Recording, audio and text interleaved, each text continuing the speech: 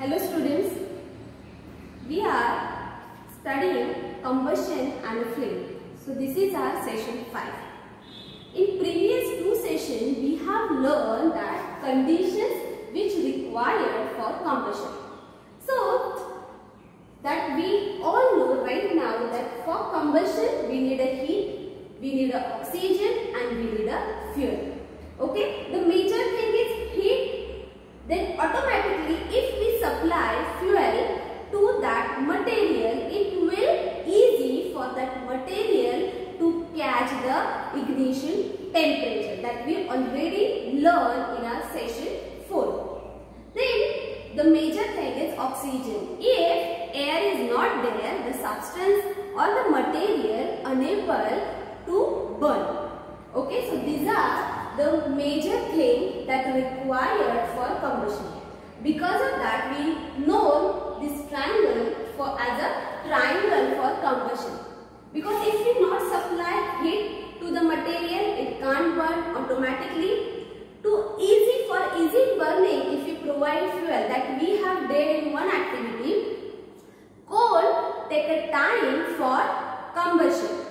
But if we dip that coal in a kerosene oil, what happened over there? That coal paste immediately start burning when we supply heat to that coal paste. Okay, so fuel is the important part, and if I place beaker on that, automatically the burning stopped over there, and means in open surrounding that coal paste burn nicely. Okay, so oxygen is important, means air is important, heat is important and fuel is important. So this is known as triangle for combustion. Okay, so which are the major things that require, or which are the conditions required for combustion?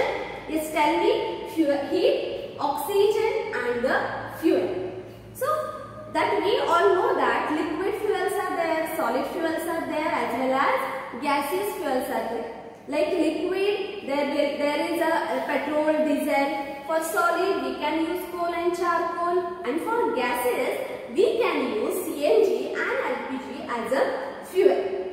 Okay, by that, we distinguish the substances like if they are combustible or non-combustible. Okay, that substance that means in presence of air, if they give off heat and light, it is called as combustible substances like paper, wood. Getting? Then non-combustible means in the absence of air, or if the substances cannot give off heat and light, it is called as non-combustible substances.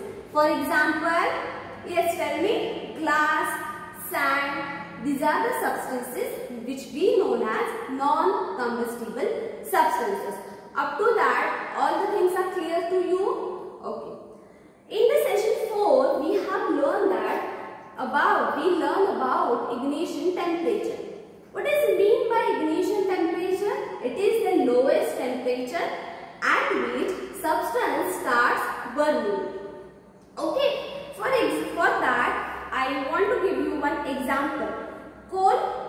Yes, if I burn coal, okay, what happened? That coal paste take a time for combustion, but if I burn paper, it will start burning immediately. Why? Because ignition temperature for paper is lower, and for coal it will take a time to attain that ignition temperature. Like that we know that. For kerosene oil, at a room temperature, kerosene oil or any fuel starts burning? No. Why? Because if we provide them heat, they will automatically or immediately start burning, because by that little bit heat only they attain their ignition temperature, and that's why they start burning immediately. Getting? So it is a major difference between the ignition temperature. Wood, if I burn wood and kerosene oil, okay, immediately if I burn the matchstick and if I put nearby that wood and the kerosene oil, who will immediately start burning? Tell me. Obvious, kerosene oil, because kerosene oil oil attain its ignition temperature eagerly or ignition temperature fastly compared to wood. Wood take a time to attain their ignition temperature. So it is a major difference why some substances take a time for attaining their take a time for combustion, and why certain fuels start burning immediately. And the major reason is they need their ignition temperature. Means it is the lowest temperature at which substance starts burning or substance starts their combustion. Getting? So it is a little bit concept that you people have to know. Okay. In your book they have given you on page number 66. Okay. I am just reading. During extreme heat of a summer, at some places dry grass catches fire. Okay. And from the grass it spreads to the trees. And very soon the whole forest is on fire. Look at the figure 6.4 that we all know that it is called as forest fire. And it is very difficult to control such fires. Okay. So what would happen over there? So one piece of grass catch a fire or catch a heat from the sun.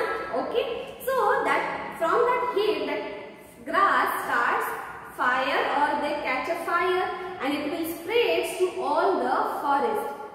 That in the previous year only one accident happened in Australia, and the Australia forest catch a fire, and due to that there was so many animals was lost from there, trees harmed over there. Okay, so such conditions mostly happen in a forest, and that it is a major example of ignition temperature. Okay, so watch this session again, revise the things and do your homework up to that. Thank you.